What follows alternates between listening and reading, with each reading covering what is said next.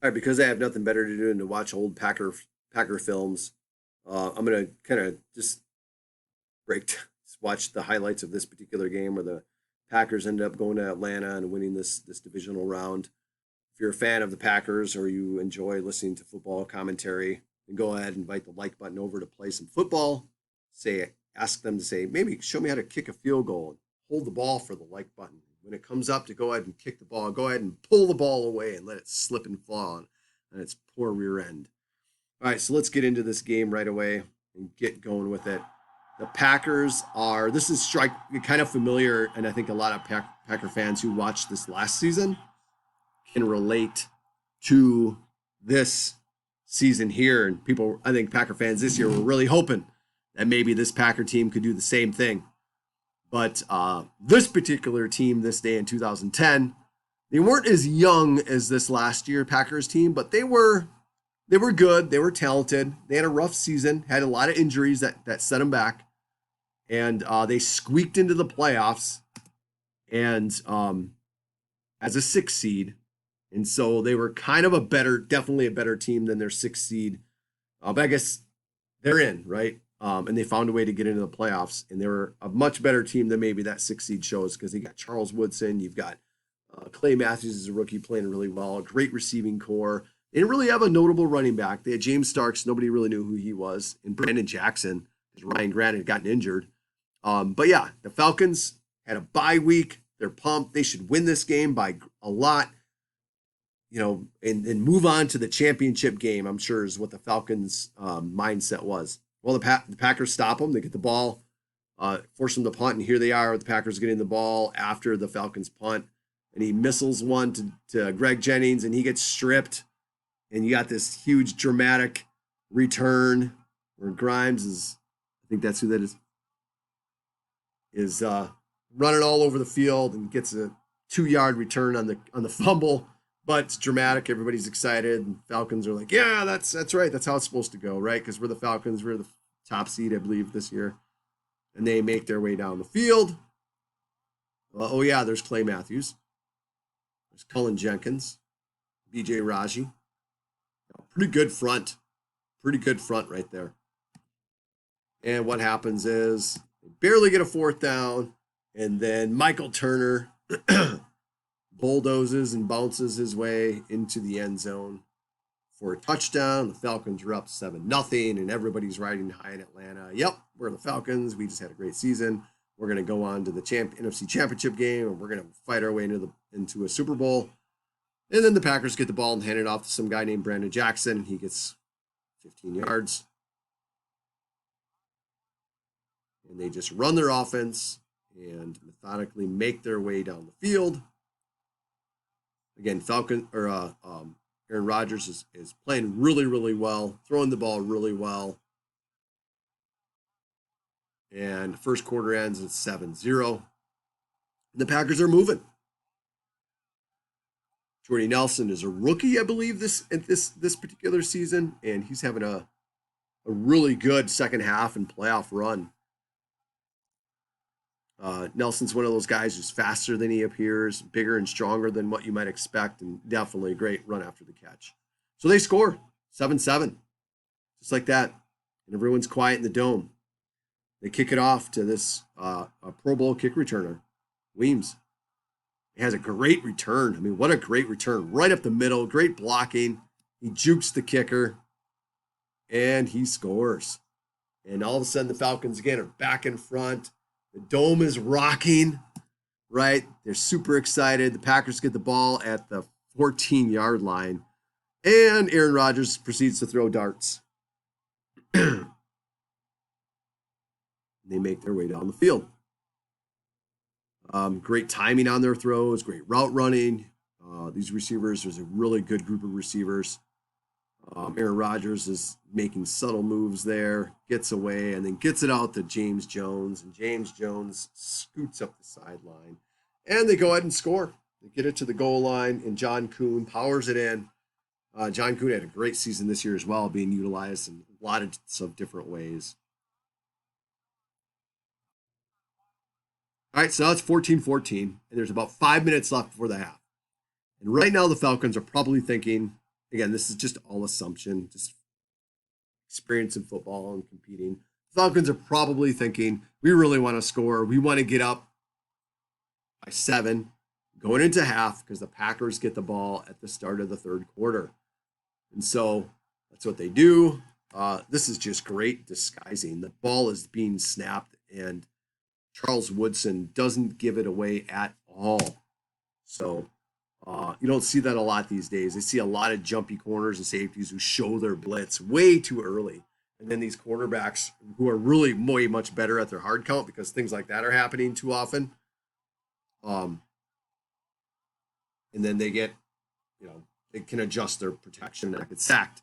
This is one, too, where I think he throws that ball a little too late and a little too much loft. Throws it a hair earlier, a little bit less trajectory, a little bit more direct. He hits the guy in the corner of the end zone because he did have him beat. So now there's a minute 52 left before half, and the Packers get the ball back, and the Falcons now are sweating bullets because, shoot, we're at home, we're the favorite, we're supposed to go to have a chance. It's their best chance to go to the Super Bowl in a long time, and it's tied up, and the Packers are driving with the ball, and they could go in the halftime with the lead. And if they do, and then they get the ball at the start of the second half. You got things like this going on. Rodgers is throwing slightly across his body on that one, just flicking his wrist, getting the ball downfield. This is a stutter and go. So he does a little stutter and go. He does get the corner to bite, but this is one of those crucial plays. He gets the corner to bite, but he really doesn't burst away, and this doesn't become an easy touchdown. James Jones stutters. He goes. The corner kind of bites, but he recovers, and it's really a 50-50 ball right here. This could have ended up any way. Could have been broken up because this isn't bad coverage, but it's great ball placement and a great catch by James Jones, and just an unfortunate spot to be as a defender. And now, with not much time left in the second half, the Packers have the lead. That's not bad coverage. It's just a great play. There's not much you can do there. So the Falcons get the ball, and they get this pass interference call, which at the time would probably felt like, yes, this is good. Maybe we can get some points before half because they got a free touchdown. Let's get one back. The Falcons are thinking he gets hammered, gets sacked by Clay Matthews again. And then they line up and run one of their favorite, just let's get us a quick 5 or 6 yards plays. The Packers aren't even ready. A.J. Hawk's looking this way, still communicating. Tramon Williams was standing and looking at him. The ball is snapped. He realizes this, but he recognizes this. They're communicating because they understand this is one of their favorite formations and plays to run in this type of situation. And it gets picked. And not only does it get picked, it gets returned. So again, one of those crucial, pivotal moments right before half where it's tied up. It's a great game so far. And the Packers get a 50-50 ball. They score, and then they get a pick six before half. And now you're up by 2 scores. This is dumb. I mean, the sack was great.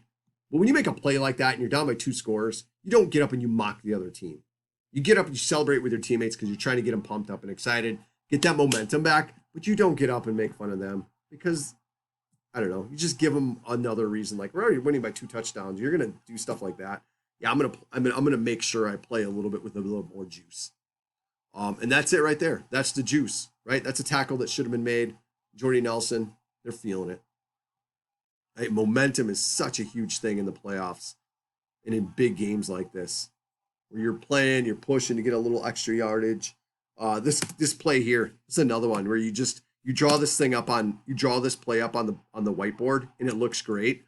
Some sort of inside zone play to the right, or some sort of zone blocking to the right. Backside, we're doing cut to cut off with our guard and tackle. He's coming across the formation, so some sort of duo look is what we'd call it nowadays. And on the board, it looks great because you block everybody, you get everybody covered up, and then your running back hits the hole you're supposed to. And this is what it looks like in real life. You get penetration up the wazoo to the right, but everybody's covered up. Backside, he gets cut off. You get this seal block. Lineman gets downfield to this linebacker. This corner out here doesn't want to try in here and make this tackle. He's still standing there. And then Jordy Nelson's able to come up and make that block, and your running back has to pick his way through. That's the reality of it. So anyways, I love coaching football. I love drawing plays on the whiteboard because they look so perfect. And then that's what happens in reality is you just hope your players can make their blocks and your running back makes a good read and breaks a tackle, runs somebody over. Because it's really player versus player. So, anyways, here we are, start of the third quarter, and the Packers are up by 2 scores, and they've got the momentum. And when you've got the momentum, sometimes it just feels like you can't do anything wrong. And then their corner, Aaron Rodgers runs it in for a touchdown. And now you're down by 3 scores. And then you get the ball back and don't do anything with it because now the Packers have the ball now. And that's why you don't mock the other team, because you get an opportunity to make another play later in the game because the game's not over. And then you miss and don't finish the play. And then they go ahead and make a play. Well, you just celebrate with your teammates, not at the expense of the opponent, so you don't look like a fool. And then the quarterback and receivers are on fire. And Rodgers and those receivers were having one of those days.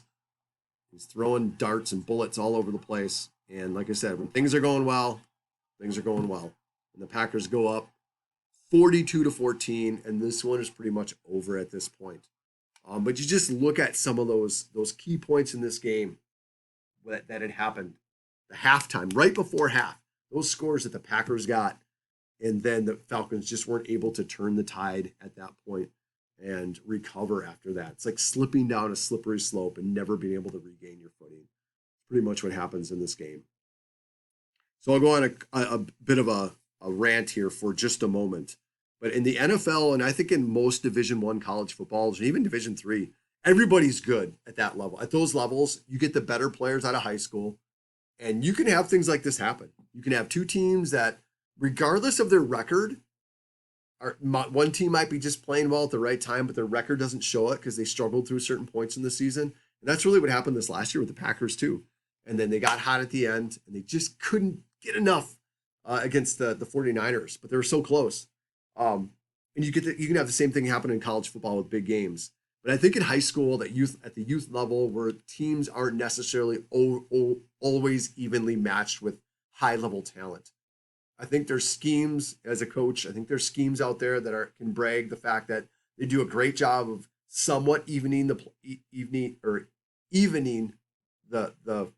field of play.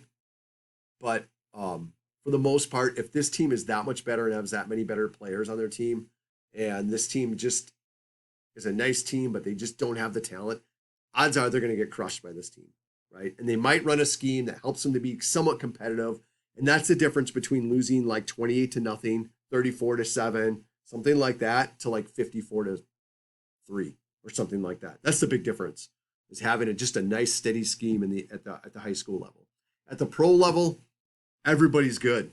And so, one team that's supposed to lose to another, but this team gets the momentum and they make these plays at the critical times of this game. And all of a sudden they get the momentum, and then there's just like a landslide and the other team can't recover. So anyways, just a few thoughts on that. Thank you.